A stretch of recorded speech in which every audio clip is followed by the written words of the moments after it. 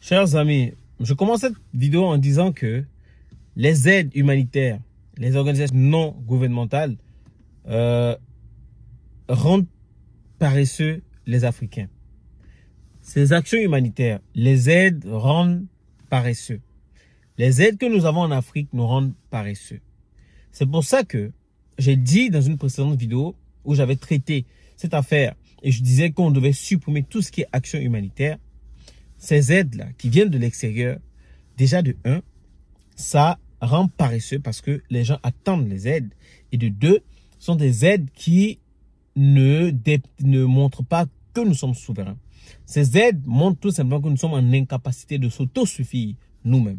C'est pour ça que j'ai dit que la solution qu'il faut adopter, c'est qu'il faudrait que nous-mêmes, en tant qu'Africains, en tant que Togolais, en tant que Sénégalais, en tant que Burkinabés, en tant que Maliens, que nous puissions nous-mêmes nous aider nous-mêmes.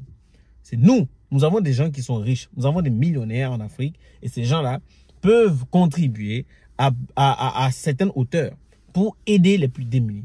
Dans un pays, dans une humanité, dans une société, dans une tribu, comme vous voulez l'appeler, il y a des gens qui sont riches, il y a des gens qui n'ont pas, il y a des prolétaires, il y a des bourgeois. Vous comprenez? Il y a la classe moyenne, il y a les riches et il y a le bas peuple. Donc, pour qu'il y ait un équilibre, qu'il y ait l'équité, il faudrait pouvoir gérer cela. Et aujourd'hui, quand on parle de social, on fait du social, puisque quand on vit ensemble, on peut faire du social. Et l'action humanitaire, c'est du social, parce qu'on vient en aide. Mais dans cette configuration que nous sommes en Afrique, nous ne pouvons plus accepter que ce soit les mêmes personnes qui nous aident. Et derrière, ce sont eux qui veulent écrire nos propres histoires et c'est eux qui salissent l'Afrique à l'international parce que c'est eux qui dirigent les médias dans le monde aujourd'hui. Aujourd'hui, nous avons la possibilité d'avoir Internet. Donc, nous aussi, nous pouvons dire ce que nous pensons et nous pouvons faire ce genre d'action. Écoutez, c'est simple. Nous-mêmes, les actions humanitaires, nous devons être les maîtres. Nous devons être ceux qui allons créer ces actions humanitaires-là pour venir en aide à nos frères et sœurs.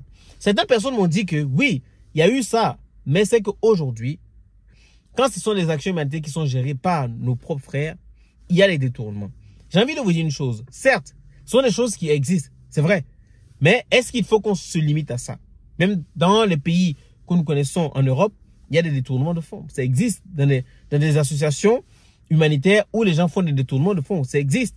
Mais ils ne se sont pas arrêtés à ce niveau-là. Parce que si on va se limiter à chaque problème que nous rencontrons, on ne peut pas évoluer, on ne peut pas avancer. C'est pour ça que aujourd'hui, ce sont les mêmes dans leur propre pays qui gèrent tout ce qui est action humanitaire. Vous comprenez?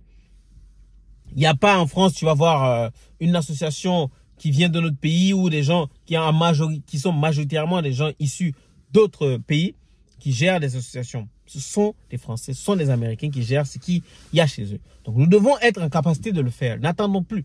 Si nous attendons, nous allons croiser les bras. Nous devons créer des associations humanitaires pour venir en aide aux plus démunis. Des associations humanitaires qui vont créer de la richesse, qui vont créer de l'emploi, qui vont permettre aux gens d'être dignes, de pouvoir, dans les actions que nous allons mener, de pouvoir soit leur permettre de trouver un travail. Il y a des associations africaines qui existent, je ne refuse pas, mais ces associations doivent être aidées, doivent être soutenues.